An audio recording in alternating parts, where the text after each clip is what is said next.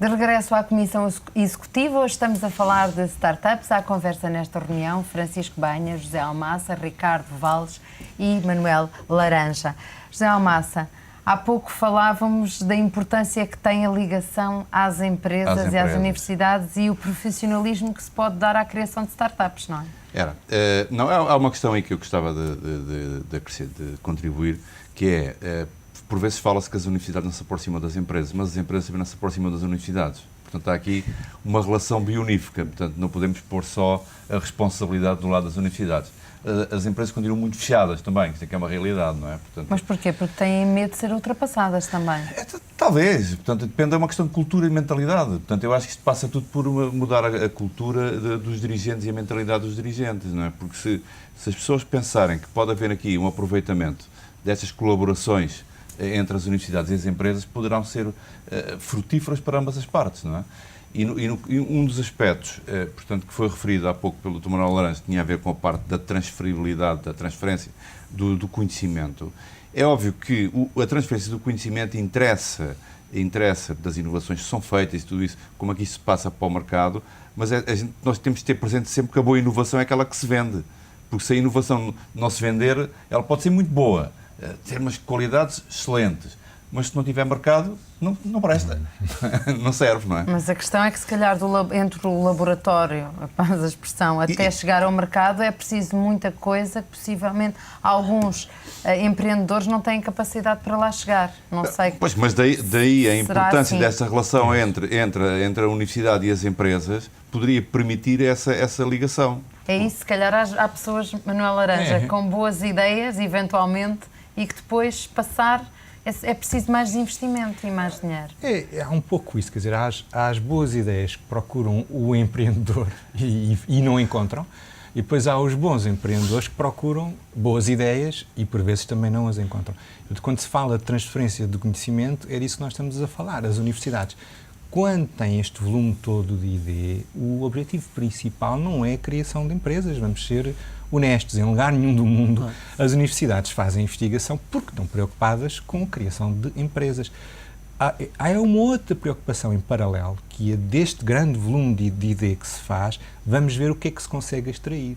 Pois há estes mecanismos, no fundo são mecanismos duplos, que é, por um lado, devem ser as empresas, deve ser o mercado também a pedir alguma coisa às universidades para ser mais aplicável, como se dizer, para não ser aquelas ideias que só geram patentes e pouco mais, mas devem também ser as universidades, de alguma maneira, através dos seus gabinetes de transferência de tecnologia, que, aliás, aproveito para dizer, quase todas os têm, quase as universidades têm os seus gabinetes profissionais que fazem este apoio, são em realidades relativamente recentes e, portanto, também não lhes podemos exigir que tenham os mesmos resultados que existem nos outros países e têm que fazer, com certeza, este esforço de olhar para o portfólio de projetos e de investigação que as universidades têm e ver até que ponto é que se consegue fazer um passo seguinte, que é ou a criação de uma empresa tout court, um novo negócio, ou então arranjar a tal colaboração que o Ricardo dizia, que é de uma empresa que já exista, mas que possa ser a receptora para acolher um projeto de um novo negócio num ambiente empresarial.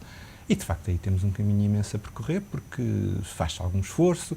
Isto não é fácil, porque também temos que ser honestos nos outros demora países. Muitos anos, tem essa desvantagem contra nós. Depende das áreas. Há áreas, por exemplo, nas tecnologias de informação, há projetos que podem ser 6 meses e têm resultados. Em biotecnologia, projetos que têm 15 anos e não apresentam resultados. Na nanotecnologia, provavelmente estamos até a falar de prazos muito maiores.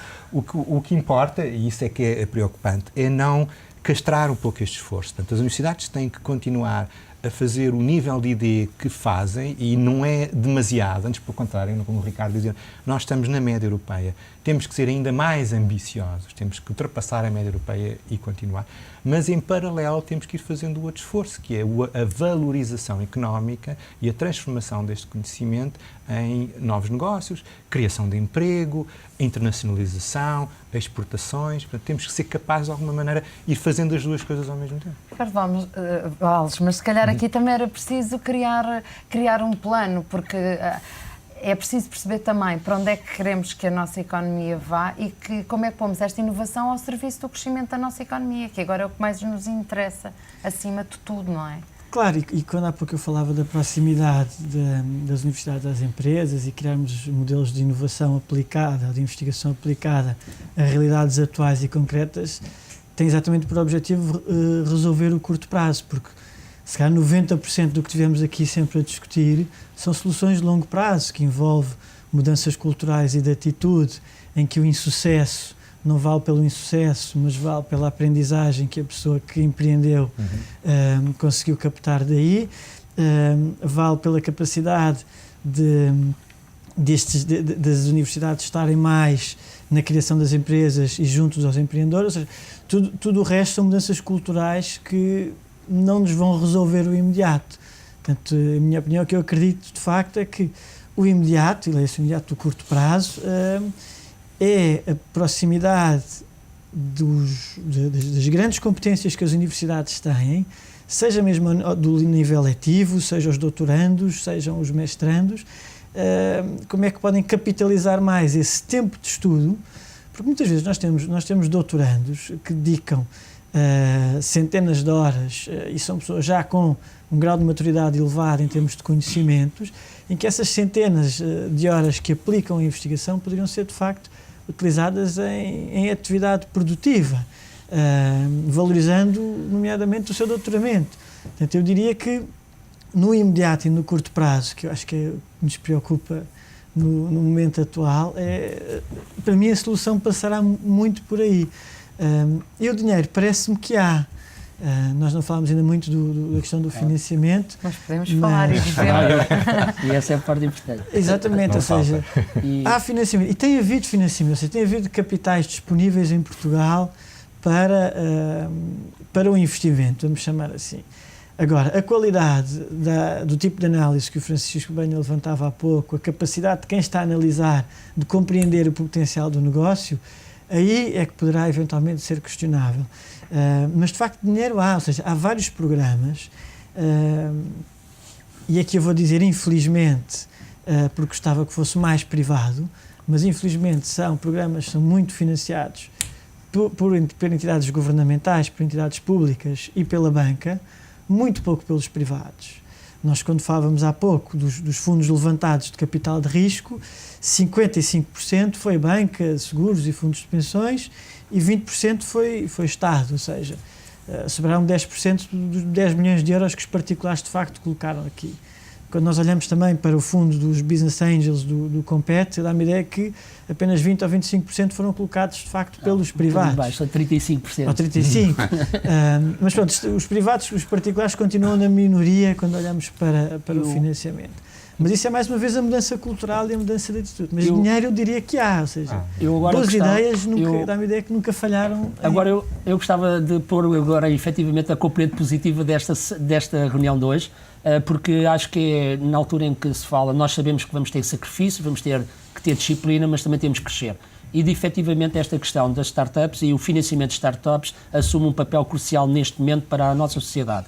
E, inclusivamente, fruto das boas políticas públicas, neste caso positivas, foram criadas 4 instrumentos que estão neste momento ao dispor dos empreendedores para poderem ter financiamento dirigido para Venture Capital. Portanto, há neste momento 288 milhões de euros para fazer investimentos nos próximos 3 anos. E, portanto, estão perfeitamente identificadas as entidades que têm o capital e este programa, se fosse possível passar até várias vezes, nomeadamente esta parte, acho que era muito importante para informar, portanto, todos aqueles que querem lançar empresas, porque ou seja, neste se eu momento tivesse agora uma ideia, tem dinheiro, mas aí tem que ter uma componente de inovação e tecnológica. Convém para fazer efetivamente, nós estamos aqui a falar dos startups normalmente nesse valor acrescentado, não é? Porque exatamente, não é da necessidade, não é da necessidade, com todo o respeito exato. que esses projetos merecem e devem ser, mas projetos de oportunidade. E as oportunidades estão aí, têm que ser multiplicadas e, portanto, neste momento temos, principalmente ao nível dos Business Angels, que, contrariamente àquilo que tem acontecido no passado, neste momento têm uma grande responsabilidade. Há, neste momento, 54 empresas de Business Angels que têm qualquer coisa como 42 milhões de euros para investir em startups. E quem tem a capacidade de decidir onde é que se vai investir o dinheiro são os privados, são pessoas como eu, que sou um Business Angel e que faço parte de uma rede.